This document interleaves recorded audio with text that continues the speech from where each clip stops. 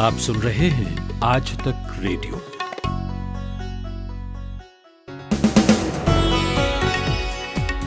नमस्कार, मैं हूं पूनम कौशल, लेकर हाजिर हूं 30 जून का न्यूज पॉडकास्ट दिन भर। गरीबों के लिए फ्री राशन की योजना को 3 और महीनों के लिए बढ़ाया गया। 80 करोड़ लोगों को मुफ्त अनाज देने वाली ये योजना जुलाई, अगस्त, सितंबर, अक्टूबर, नवंबर में भी लागू रहेगी। बैन के बाद टिकटॉक बंद, अपने ऐप्स पर प्रतिबंध से चीन चिंतित। भारतीय जो नागरिक हैं उनको इस तरह के जासूसी संबंधी डेटा ऐप से संरक्षित करने के लिए ये कदम उठाया गया है। विरोध को दरकिनार कर चीन ने पारित किया हांगकांग सुरक्षा कानून। क्रिस पैटन ने हांगकांग से चलते वक्त चीन से ये वादा लिया था कि हांगकांग का कानून अलग होगा। और कार्यक्रम में आगे आपको सुनाएंगे टिकटॉक जैसी चीनी ऐप पर बैन होने के बाद यूजर के डेटा का क्या होगा, लेकिन सबसे पहले मुख्य समाचार। मुख्य खबरों के साथ मैं आनंद श्रीवास्तव। प्रधानमंत्री नरेंद्र मोदी ने राष्ट्र को संबोधित करते हुए पीएम गरीब कल्याण अन्न योजना को नवंबर तक बढ़ाने का ऐलान किया है। भारत और चीन के बीच मंगलवार को लेफ्टिनेंट जनरल स्तर की तीसरे दौर की बातचीत हुई। 59 चाइनीज ऐप पर लगाए गए प्रतिबंध के बाद चीन के विदेश मंत्रालय ने मंगलवार को बयान जारी करते हुए कहा कि वो भारत के फैसले से चिंतित है और हालात पर नजर बनाए हुए है। प्रधानमंत्री नरेंद्र मोदी ने कोरोना वायरस के टीके को लेकर की जा रही तैयारियों की समीक्षा के लिए एक उच्च स्तरीय बैठक की अध्यक्षता की। उत्तराखंड आयुर्वेद विभाग के लाइसेंस ऑफिसर वाईएस रावत ने कहा है कि हमारे नोटिस के जवाब में पतंजलि ने कहा है कि उनके द्वारा कोई कोरोना किट पैक नहीं की गई है। दिल्ली की ऐतिहासिक जामा मस्जिद को सामूहिक तौर पर नमाज अदा करने के लिए 4 जुलाई को खोल दिया जाएगा। विश्व बैंक ने तमिलनाडु में सस्ती आवासीय परियोजना विकसित करने में निजी क्षेत्र की भूमिका को बढ़ावा देने के लिए $25 करोड़ के समझौते पर हस्ताक्षर किए हैं। नेपाल के पूर्व प्रधानमंत्री और सत्ताधारी नेपाल कम्युनिस्ट पार्टी के सह अध्यक्ष पुष्प कमल दहल प्रचंड और अन्य नेताओं ने अलग अलग मुद्दों पर विफलता के आरोप में वर्तमान प्रधानमंत्री केपी शर्मा ओली के इस्तीफे की मांग की है।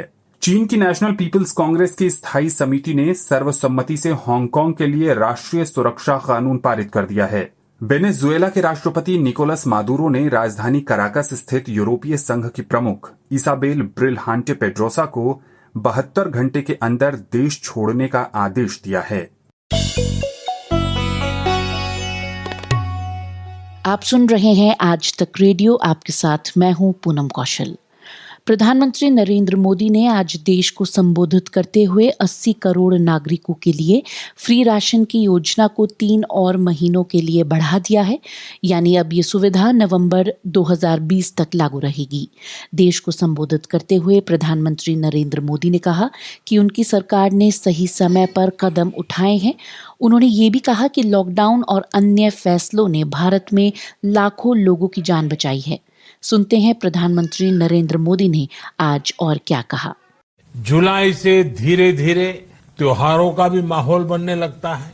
अब आप देखिए, अभी 5 जुलाई को गुरु पूर्णिमा है, फिर सावन शुरू हो रहा है, फिर 15 अगस्त आएगी, रक्षाबंधन आएगा, कृष्ण जन्माष्टमी आएगी, गणेश चतुर्थी आएगी, ओणम होगा और आगे जाए तो काटी बिहू है, नवरात्रि है, दुर्गा पूजा है, दशहरा है, दीपावली है, छठी मैया की पूजा है। त्योहारों का ये समय जरूरतें भी बढ़ाता है, खर्च भी बढ़ाता है। इन सभी बातों को ध्यान में रखते हुए ये फैसला लिया गया है कि प्रधानमंत्री गरीब कल्याण अन्न योजना का विस्तार अब दिवाली और छठ पूजा तक यानी नवंबर महीने के आखिर तक कर दिया जाएगा। यानी 80 करोड़ लोगों को मुफ्त अनाज देने वाली ये योजना अब जुलाई, अगस्त, सितंबर, अक्टूबर, नवंबर में भी लागू रहेगी। सरकार द्वारा इन 5 महीनों के लिए 80 करोड़ से ज्यादा गरीब भाई बहनों को हर महीने परिवार के हर सदस्य को 5 किलो गेहूं या 5 किलो चावल मुफ्त मुहैया कराया जाएगा और साथ ही प्रत्येक परिवार को हर महीने 1 किलो चना भी मुफ्त दिया जाएगा।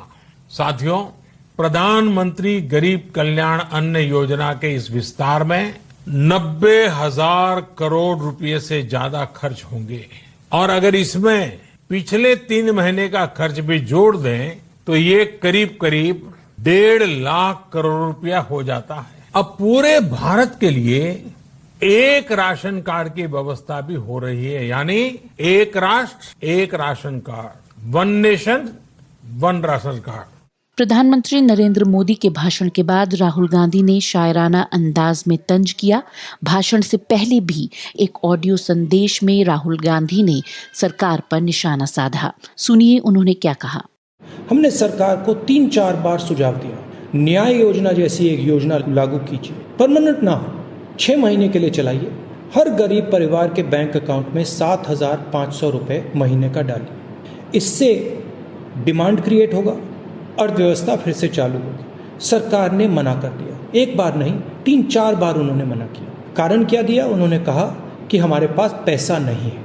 मैं देश को याद दिलाना चाहता हूँ कि सरकार ने लाखों करोड़ रुपए 15 सबसे अमीर क्रोनी कैपिटलिस्ट का टैक्स माफ किया था और पिछले 3 महीनों में नरेंद्र मोदी की सरकार ने पेट्रोल और डीजल के दाम बढ़ाए हैं। 22 बार उन्होंने पेट्रोल और डीजल के दाम बढ़ाए हैं।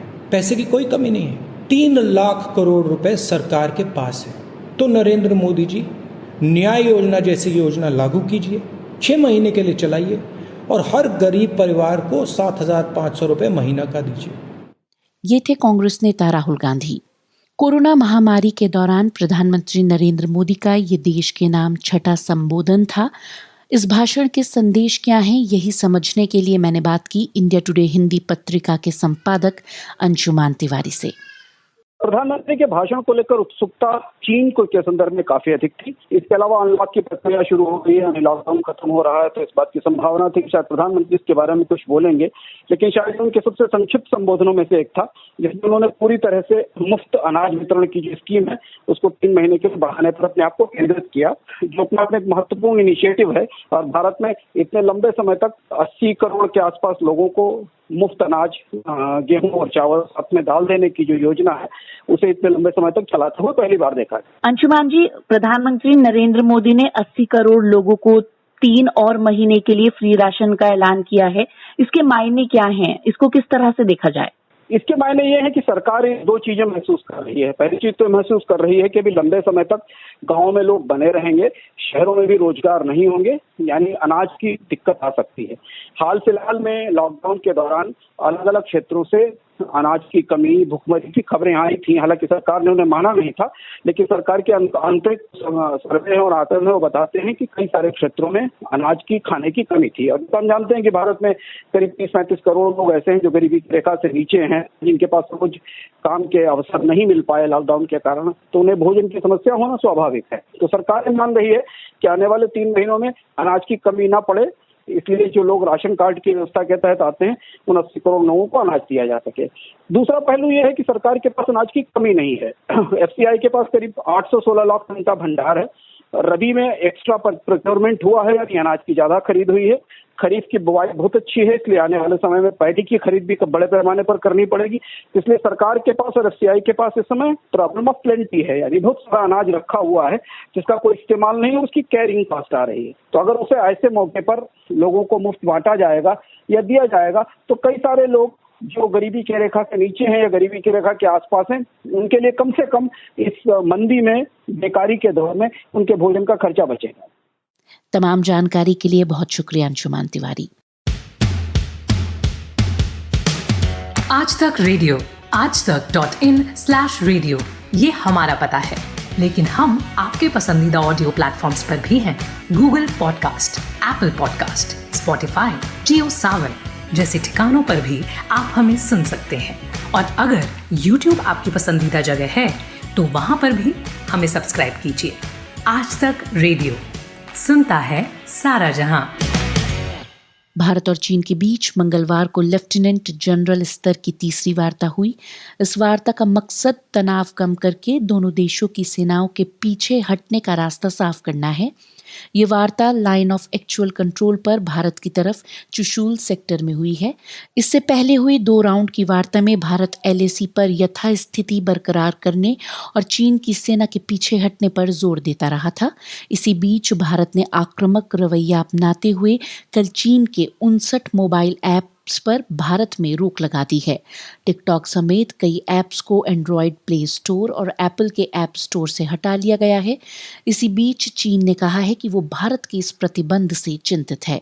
अधिक जानकारी दे रहे हैं हमारे सहयोगी नितिन ठाकुर। इस फैसले को जब मोदी जी ने डिसाइड किए हैं तो ये सही है, और जो ये भारत और चाइना को लेकर जो विवाद हो रहा है उससे ये डिसीजन सही है। यह है पटना की स्वीटी सिंह, जिनके टिकटॉक पर 10 लाख से ज्यादा फॉलोअर्स हैं, लेकिन टिकटॉक बैन होने के बावजूद वो भारत सरकार के फैसले के साथ खड़ी हैं। चीनी कंपनी टिकटॉक के पास स्वीटी जैसे करीब 30 करोड़ भारतीय यूजर्स हैं, जो संख्या के लिहाज से चीनियों के भी आगे हैं। सोमवार को ही भारत सरकार ने डेटा सुरक्षा के नाम पर टिकटॉक समेत 59 मोबाइल ऐप्स को बैन किया था। मोबाइल ऐप्स के बाजार पर नजर रखने वाली कंपनी सेंसर टावर के मुताबिक बैन हुई हेलो ऐप के पास 13 करोड़ भारतीय यूजर्स हैं। वहीं शेयरइट को 12 करोड़ भारतीय यूजर्स इस्तेमाल करते हैं। यूजी ब्राउजर के पास भी 12 करोड़ हिंदुस्तानी ग्राहक हैं। ये सारी एप्लीकेशंस चीनियों के पैसे से चलती हैं और यही वजह है कि बैन का आर्थिक नुकसान भी सीधे उन्हीं को उठाना पड़ रहा है। नुकसान कितना भारी होगा इसे ऐसे समझिए कि भारत भर में कुल ऐप्स के जितने डाउनलोड होते हैं उनमें से आधे डाउनलोड चीनी ऐप्स के हैं। बैन के बाद टिकटॉक सबसे ज्यादा चर्चा में इसलिए है क्योंकि उसका नुकसान भी सबसे ज्यादा है। 2019 की अक्टूबर से दिसंबर तिमाही में कंपनी ने भारत से 25 करोड़ रुपए कमाए थे। इस साल उनका लक्ष्य 100 करोड़ रुपए की कमाई का था। डेटा को लेकर जो आरोप कंपनी पर लगे हैं उसका जवाब कंपनी के इंडिया हेड निखिल गांधी ने ट्विटर पर दिया है। भारत सरकार ने 59 ऐप्स को बैन करने का फैसला लिया है। हम इस आदेश को मान रहे हैं। इसके लिए हम सरकारी एजेंसियों से मुलाकात भी करेंगे और अपनी सफाई पेश करेंगे। टिकटॉक भारत के कानून का सम्मान करता है। टिकटॉक ने भारत के लोगों का डेटा चीनी सरकार समेत किसी भी विदेशी सरकार को नहीं भेजा है।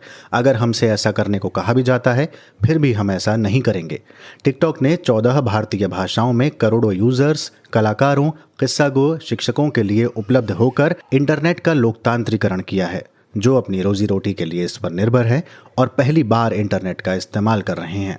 कंपनी की बात सही हो सकती है। टिकटॉक भारत में खूब लोकप्रिय भी है, मगर चीन के साथ सरहद पर कटुता जिस हद तक बढ़ी है उसके बाद देश में इस बैन को लेकर विरोध नहीं दिखता। आम से लेकर खास तक इस फैसले के साथ दिखाई दिए। जो हमारे PM मोदी ने जो फैसला लिया है ये बहुत सही है, क्योंकि हम अपने देश के लिए कुछ भी सहन नहीं कर सकते हैं कि हमारे देश पे कोई उंगली उठाए और किसी अदर कंट्रीज के ऐप हम लोग यूज कर रहे हैं वो हमारे देश पे हमले कर रहे हैं। एक तो चाइना प्रोडक्ट हम यूज कर रहे, ऊपर से हमारे जवान सब शहीद हो रहे। इसके वजह से जो भी action of government of India ने लिया है मेरे ख्याल से बहुत अच्छा है और भी स्ट्रिक्ट लेना चाहिए चाइना के against. This is a very good decision because as a public we need to support our government. ये बात ध्यान देने लायक है कि अभी सभी 59 ऐप्स बैन हुई हैं, ना कि ब्लॉक, और बैन भी हमेशा के लिए नहीं है। सरकार चाहे तो इन ऐप्स को हमेशा के लिए बैन कर सकती है और चाहे तो ब्लॉक भी। ऐसा करने के लिए सरकार को इंटरनेट सर्विस प्रोवाइडर्स और टेलीकॉम सर्विस प्रोवाइडर्स को आदेश देना होगा। फिलहाल बैन अंतरिम है और अब मामला एक समिति के पास जाएगा, जिसकी अध्यक्षता संचार मंत्रालय के संयुक्त सचिव करेंगे।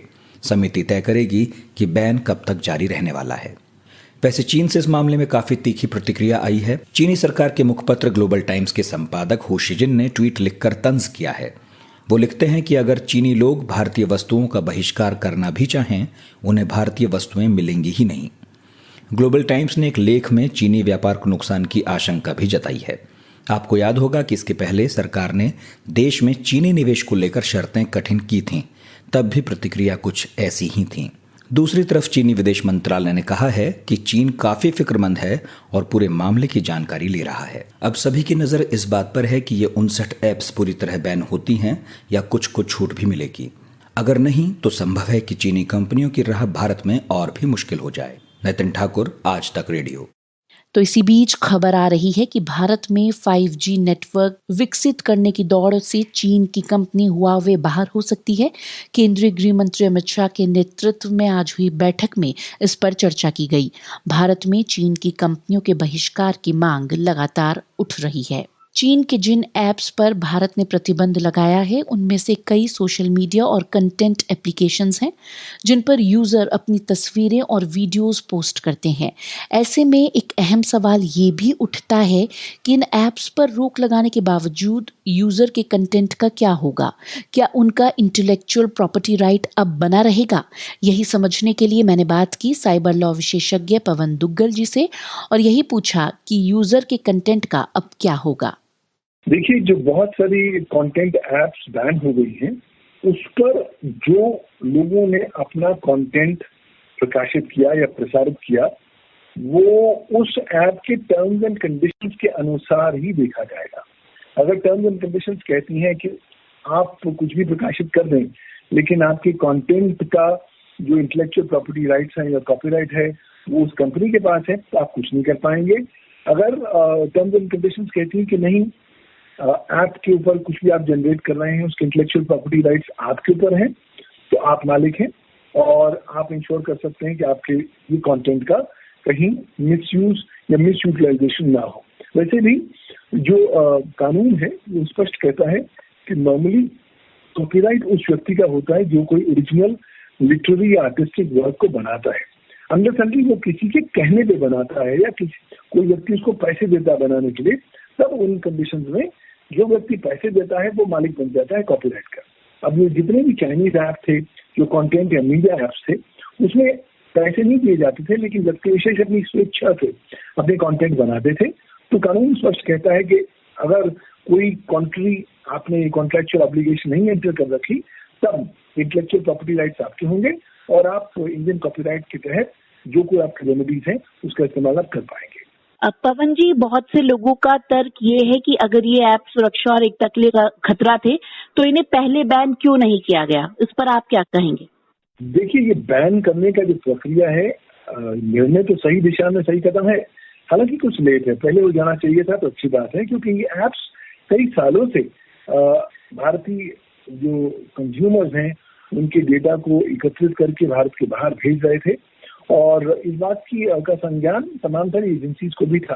लेकिन क्योंकि बाय एंड लार्ज चाइना के साथ हम लोगों के रिलेशंस अच्छे चल रहे थे, इसलिए इस पर ज्यादा तवज्जो या महत्व नहीं दिया गया।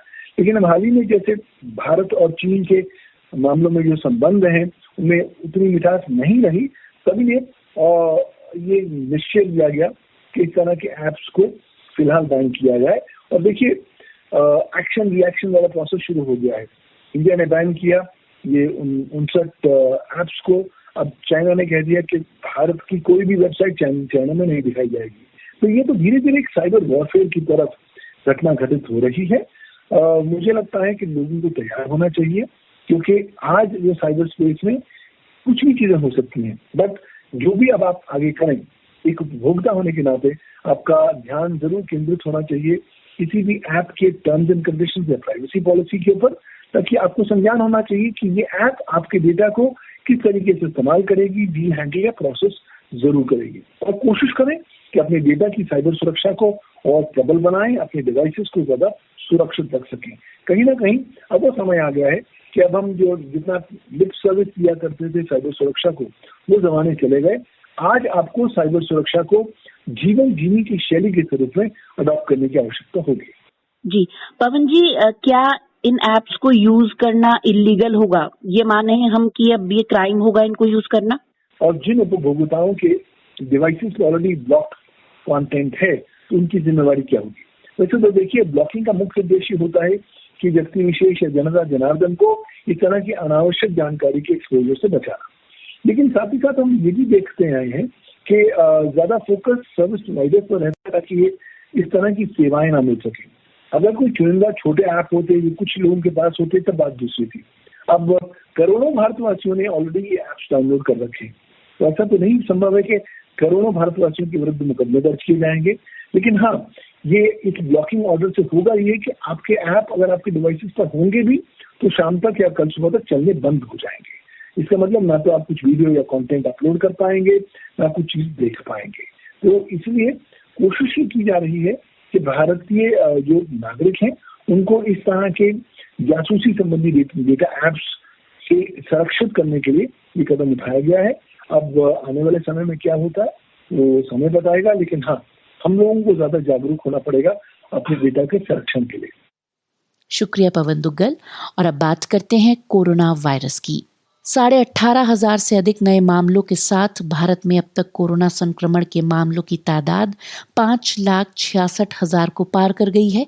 इसी बीच भारत की कंपनी भारत बायोटेक ने देश में कोरोना संक्रमण की पहली वैक्सीन बनाने का दावा भी किया है। इस दवा का ह्यूमन ट्रायल कल से शुरू होना है। आज कार्यक्रम में बात करेंगे बिहार की, जहां एक शादी समारोह में शामिल होने वाले 100 से अधिक लोग कोरोना संक्रमित हैं, जबकि दूल्हे की मौत हो गई। अधिक जानकारी के लिए मैंने बात की पटना से आज तक संवाददाता रोहित सिंह से और पूछा कि ये पूरा मामला है क्या। देखिए, ये बिहार में उत्तर तरीके का पहला मामला है जहां पर एक ही जगह पर एक कार्यक्रम में शिरकत करने वाले तकरीबन 100 लोग जो हैं वो कोरोना पॉजिटिव हो गए। और ये जो मामला है ये ग्रामीण पटना के पालीगंज इलाके का है, जहां पर एक गांव में 15 जून को एक शादी हुई। इस शादी में जो नियम होते हैं कोरोना के, उससे ज्यादा लोग इस शादी में शिरकत करने पहुंच गए थे। यानी कि मान के चलिए 50 लोगों का जो है वो जो है उसको परमिशन मिलती है कि 50 से ज्यादा के लोग शादी में इकट्ठा नहीं हो पाएंगे। लेकिन यहाँ पर सैकड़ों की संख्या में इस शादी में लोग जो शामिल हुए। जो दूल्हा था वो गुड़गांव में सॉफ्टवेयर इंजीनियर का काम करता था और 12 जून को वो वापस आया था पटना शादी करने के लिए।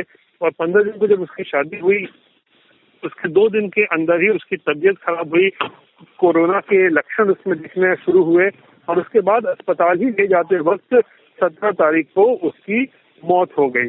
और जैसे ही ये खबर प्रशासन को पता चली, उसके बाद हड़कंप मच गया और आनंद फानन में उस शादी में शिरकत करने वाले सभी जो मेहमान थे उनकी भी कोरोना जांच करवाई गई उस वक्त। और उस वक्त जो है तकरीबन 15 लोग जो है कोरोना पॉजिटिव पाए गए थे। लेकिन बाकी लोगों की भी रिपोर्ट कल आई है, जिसमें से 80 लोग जो हैं वो कोविड-19 पॉजिटिव पाए गए। यानी कि कुल आप मान लीजिए 100 से भी ज्यादा जो लोग शामिल हुए थे शादी में, वो सभी जो हैं कोविड-19 के जो है वो संक्रमित पाए गए हैं। तो ये कहीं न कहीं इसकी वजह से जिला प्रशासन में जो है वो हड़कंप मचा हुआ है। जी रोहित, ये तो हुई उन लोगों की बात जो उस बारात में शामिल थे। बिहार में अभी कोरोना संक्रमण को लेकर क्या स्थिति है और सरकार की कार्यशैली को लेकर लोगों की क्या प्रतिक्रिया है? देखिए, जहाँ तक सरकार की बात है तो जाहिर सी बात है कि सरकार ने टेस्टिंग जो है उसकी रफ्तार को कहीं न कहीं बढ़ाया है। पहले जहाँ हम लोगों ने देखा, पहले 2 से 3 महीने में 2000-3000 टेस्टिंग ही रोजाना हुआ करती थी, लेकिन अब इसकी संख्या बढ़ के तकरीबन 9,000-10,000 के आसपास पहुंच चुकी है रोजाना टेस्टिंग की। और मुख्यमंत्री नीतीश कुमार ने भी कहा है कि अब अधिकारियों को निर्देश जारी किया है कि अब 15,000 का टारगेट जो है वो पूरा किया जाए। यानी रोजाना बिहार में 15,000 टेस्टिंग होनी ही चाहिए, ताकि पता चल सके कि किन किन लोगों में ये संक्रमण फैला है या नहीं फैला है। तो इसको लेकर सरकार अपने तरीके से जो है अपनी तरफ से पूरी कोशिश कर रही है। लेकिन जिस तरीके से पालीगंज की घटना हम जिक्र करूंगा यहाँ पर कि किस तरीके से नियमों का पालन नहीं करने पर कितनी जानलेवा हो सकती है स्थिति, वो साफ तौर पर दिखाता है। क्योंकि बिहार में ऐसे बहुत सारे इलाके हैं, काफी सारे गांव हैं जहां पर जो है नियमों का पालन नहीं किया जा रहा है। गाइडलाइंस जो है मास्क पहनने का, ग्लव्स पहनने का, सैनिटाइज करने का, सोशल डिस्टेंसिंग बनाने का, इन सब का बहुत जगह पर पालन नहीं हो रहा है। तमाम जानकारी के लिए बहुत शुक्रिया रोहित सिंह। इसी बीच विश्व स्वास्थ्य संगठन कोरोना वायरस से और बेहतर तरह से निपटने के लिए एक टीम को चीन भेजने की योजना बना रहा है। WHO के महानिदेशक टेड्रियोस अधनोम घेब्रेयेसस ने एक वर्चुअल प्रेस कॉन्फ्रेंस में कहा था कि वायरस से तभी बेहतर तरह से लड़ा जा सकता है जब उससे संबंधित सारी जानकारियां हमारे पास होंगी, और इसी के चलते WHO अगले हफ्ते एक टीम चीन में भेजेगी। वहीं चीन से एक अलग समाचार आ रहा है कि वहां एक नया वायरस मिला है जो स्वाइन फ्लू का खतरा पैदा करता है।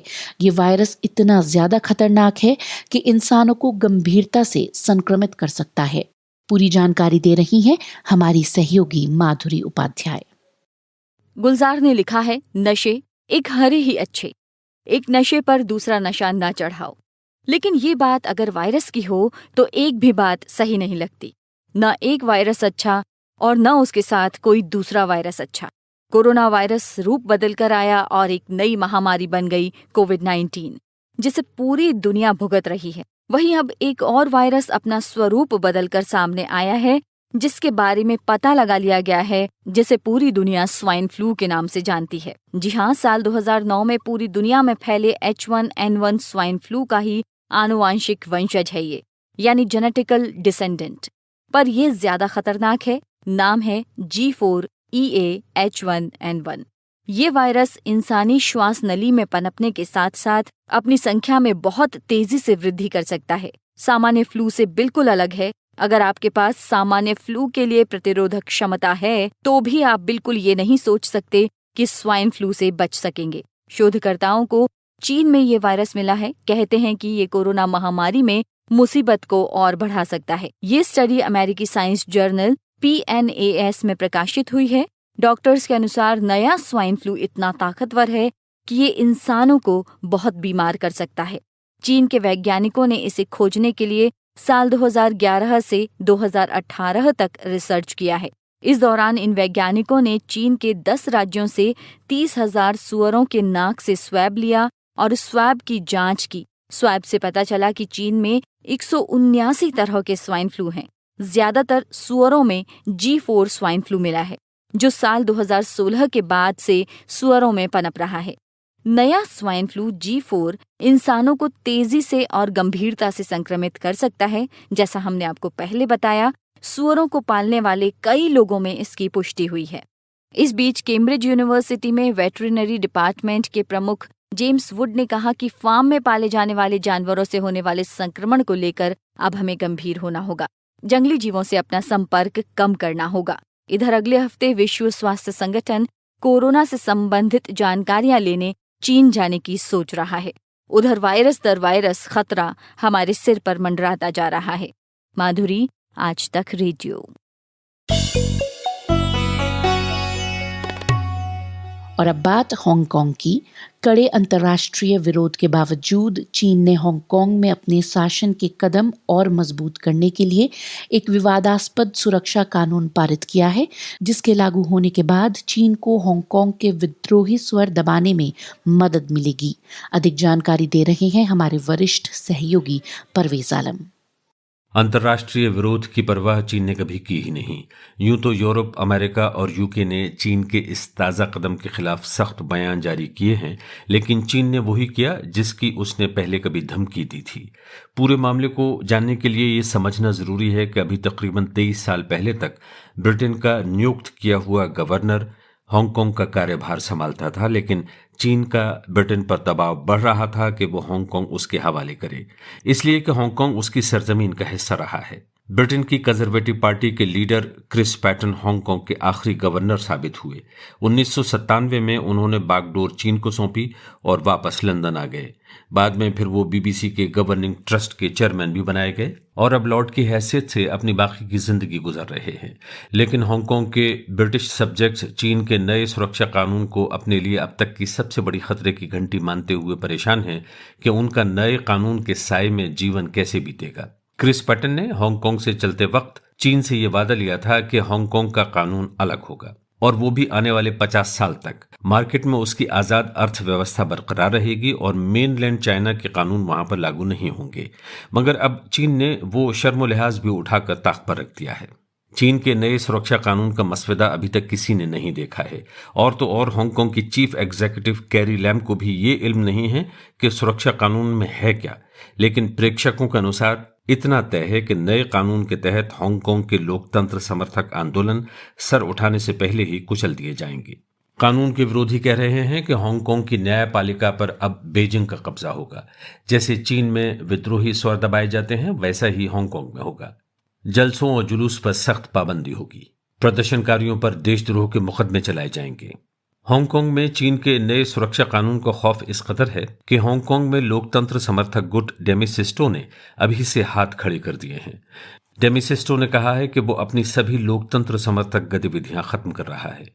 फिर भी मीडिया रिपोर्टों से यह संकेत मिल रहा है कि कल बुधवार को हांगकांग में कानून के विरोध में प्रदर्शन हो सकते हैं।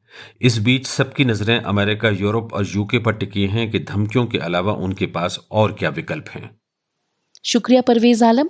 और अब बाजार का हाल सुनते हैं हमारे मार्केट एक्सपर्ट शुभम शंखधर से।